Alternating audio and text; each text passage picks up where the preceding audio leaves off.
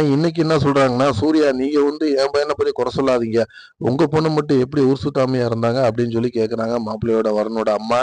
அதுக்கு நம்ம ஐஸ்வர்யா "என் தங்கச்சிய பத்தி நீங்க பேசுறதுக்கு உங்களுக்கு எந்த தகுதியுமே இல்ல" அப்படின்றாங்க. அப்படி ஒருத்தருக்கு ஒருத்தர் வாக்குவாதம் முத்திக்கிட்டே போகுது. ஒரு கட்டத்தில என்ன பண்றாங்கன்னா, வருணோட அம்மா "கல்யாணம்லாம் ஒண்ணும் பண்ண வேணாம். நீ வீட்டுக்கு வாடா" அப்படின்னு சொல்லிட்டு கூப்பிட்டு வராங்க. வருண் கொஞ்சம் யோசிம்மா, நம்ம யோசிச்சு முடிவு எடுக்கலாம் அப்படிங்கும்போது, "அதெல்லாம் வேணாம்டா. தப்பு செஞ்சு அவங்களே இவ்வளோ தூரத்துக்கு பேசும்போது, தப்பே பண்ணாத நீ எதுக்குடா அவங்ககிட்ட மல்லு கட்டிட்டு கிடக்குற?" அப்படின்னு சொல்லிட்டு அவங்க குடுத்த பணத்தெல்லாம் தூக்கி எறிஞ்சுட்டு அப்படியே மாப்பிள்ளைய கூப்பிட்டு போயிடுறாங்க. எல்லாருமே ரொம்ப ஷாக் ஆகி போற நேரத்துல பார்த்து நம்ம இப்ப இப்ப நம்ம பிரபா என்ன பண்ட்டாங்கன்னு பார்த்தீங்கன்னா, "நான் ராசி இல்லாதவ, எனக்கு ஏகப்பட்ட தடைகள் இருக்கு. எனக்கு கல்யாணமே வேணாம்னு சொன்னீங்க. ஆனா நீங்க தான் கேட்காம கம்பல் பண்ணி கல்யாணம் பண்ண சொன்னீங்க.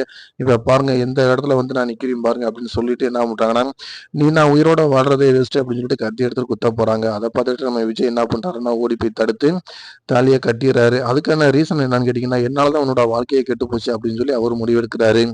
அனாமிகாவுக்கு இது தெரியாது. தெரிஞ்சு அவங்க என்ன பண்ண போறாங்க அப்படிங்கிறத நம்ம தொடர்ந்து பார்க்கலாம். லைக் பண்ணுங்க, ஷேர் பண்ணுங்க.